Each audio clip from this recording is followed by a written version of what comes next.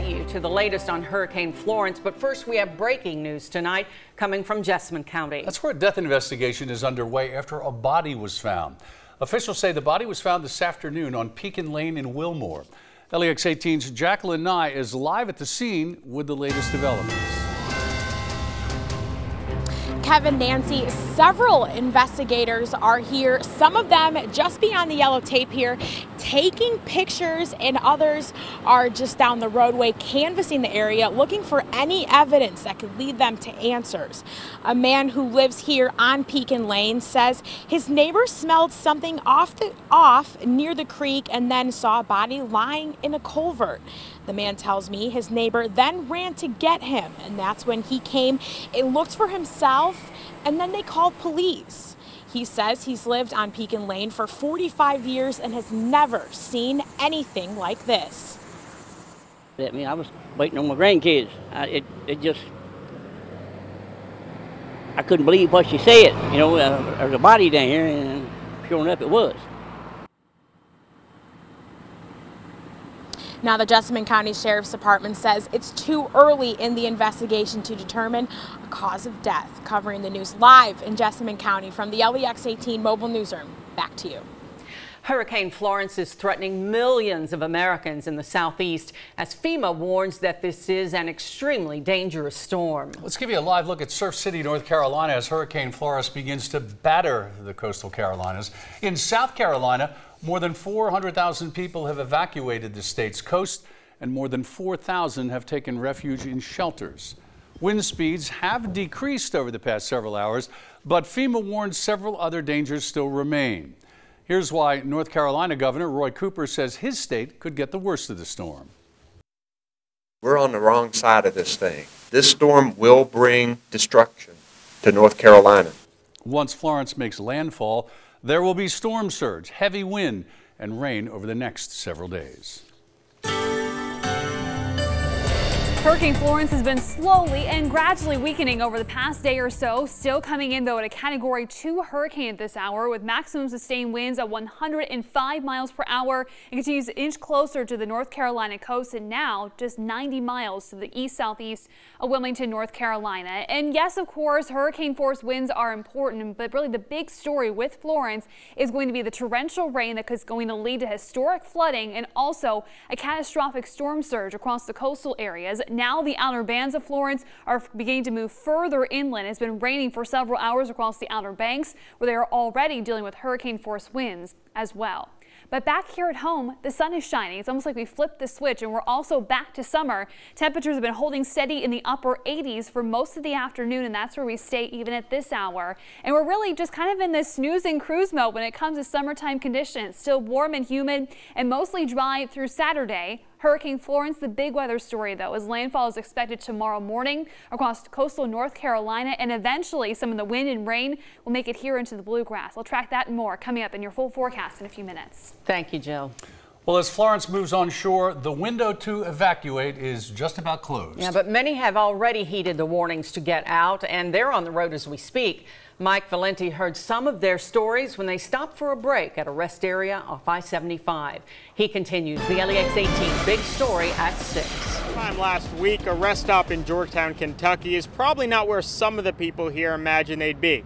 But the longer they drive, the more grateful they are to be away from the eye of the storm. We're crossing our fingers that when we get back home, there's no flooding, no roof damage, no trees fell on the house. Kathy Aquinto and her husband Vince drove through the night from Summerville, South Carolina. They'll spend at least the next few days with family in Michigan, but they can't shake the thought of some of their neighbors hunkering down back home. We're worried about them. I mean, we have good neighbors, but you know, everybody makes their own choice. Others from Summerville at the same rest stop were doing a little reflecting of their own. I think sometimes you just gotta stop a moment and pause and pray for what we do have and pray that it'll take care of itself. Catherine Teagarden's prayers were answered yesterday when her daughter hopped on a plane from Ohio to help get her out. She can't drive all that way by herself, so I had to go get her. I love her for it. Her daughter Chris didn't want any praise though, saying she just did what she had to do. Covering the news in Scott County from the LEX 18 mobile newsroom, Back to you. Well, a man who used to live in Lexington and now lives on the coast of South Carolina is hunkering down, waiting for the full force of Florence. LEX 18's Michael Burke spoke with Chet Crockett, who was poolside this morning, but that's all about to change. Today is kind of the calm before the storm. He is not kidding. The sky off the coast of South Carolina could not look more beautiful than it did this morning. Lexington native Chet Crockett lives 3 miles from that shoreline, and he's not leaving his home even as Hurricane Florence approaches. Once you cross the intercoastal waterway, of course the authorities still want you to evacuate, but it doesn't become as urgent, I guess, for some of us who have been through these before. Chet's been living here since a job transfer years ago, so he's well trained after making it through Category 4 Hurricane Matthew just 2 years ago. I've preemptively taken down some pine trees that I thought was going to give me some heartburn, and of course I've secured everything, so we're ready to ride this out. Or float it out if necessary. If worse comes to worse, I've got a boat right behind me in my boat slip. Florence could stall over the Carolinas, and that's when the real water would begin to pile up, possibly as much as 40 inches. But Chet's hoping for the best, and will wait for the likely reward that's coming the day after Florence. Once a hurricane is over with, the next day is the most gorgeous beach day you'll ever encounter. Covering Hurricane Florence, Michael Burke, LEX 18 News. And right after LEX 18 News at 6, Lester Holt of NBC Nightly News is live in the storm zone with a team of correspondents as Florence gets ready to strike. That's tonight at 6:30 right here on LEX 18. The search for a Winchester man who went missing over the weekend after his boat flipped in the South Fork of the Licking River is over. LEX 18's Angie Bevan is here with more about the end to this search. Well, Kevin and Nancy, around 8 o'clock this morning, search and rescue crews in Harrison County deployed 3 boats on South Fork Licking River with K9 units. Just after 9:30, they located the body of 77-year-old Porter Lamb. Lamb has been missing since Saturday. He was found 2 miles downriver from where he went in below a dam. Lamb and a friend were participating in a fishing tournament when their boat got too close to Terry Dam. His friend was pulled from the river, but Lamb was swept away. High water and strong currents made it difficult for search crews to find Lamb's body, but thankfully no one was hurt during the search. When we all work together, we're a team. This community works very well together, and we came out here to do a job, and we're just glad it ended the way it did. And even though Lamb's family is devastated on how the search ended, of course, they are relieved to have closure. Back to you. In Rowan County, the search for a 9-year-old boy who was swept away by floodwaters Sunday continues. Today, more than 100 volunteers and search crews, many from outside Moorhead, took part in looking for Bryce Combs. His mother says Bryce was playing in the backyard of a neighbor's home Sunday when he fell down a concrete drainage channel. About 10 to 12 volunteer fire departments, along with 3 canines, joined the search for Bryce near Tripper Creek today. Rescuers say they're more than happy to help in the search for that little boy. The fire services are a big community, and when you see stuff like this, and when you see the TV stations like you all asking, these people are asking for help, and it's a terrible time right now for that family, and we just want to try to make a difference and try to help.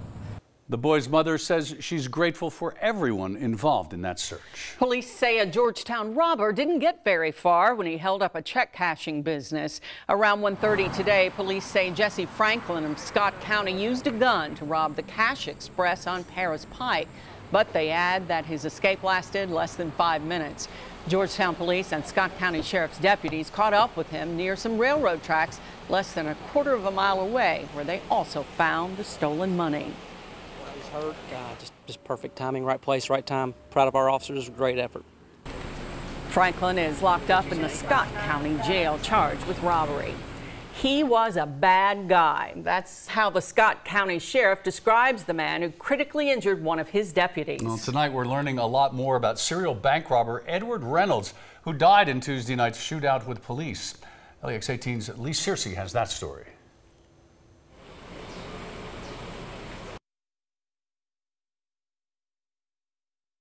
Authorities say 57-year-old Edward Reynolds could be linked to as many as 10 bank robberies, if not more.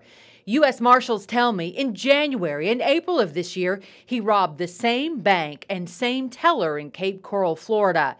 Then in May, hit up a bank in Punta Gorda, Florida, followed by another robbery in July in Venice, Florida. Then Tuesday morning, robbed a bank in Blowing Rock, North Carolina, just hours before this violent shootout with Kentucky officers at the northbound I-75 rest area in Scott County. He was a bad guy. That's exactly what he was. And he was referred to as a serial bank robber. Reynolds is suspected of robbing at least 4 to 5 more banks in Miami, Florida.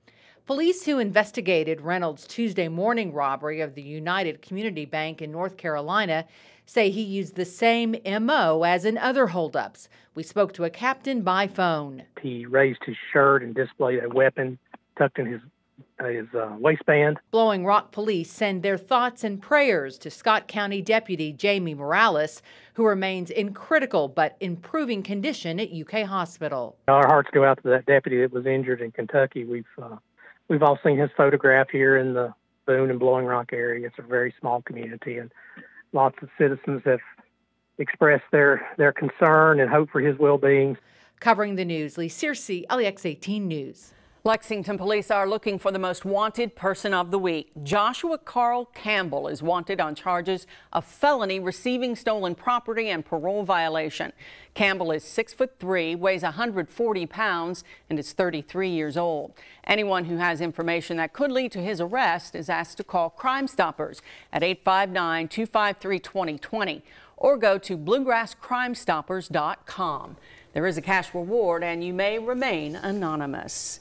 It's been 3 years since a Kentucky state trooper died in the line of duty. Watch how his mother's helping other troopers while keeping her son's memory alive in the process when LEX 18 News at 6 continues.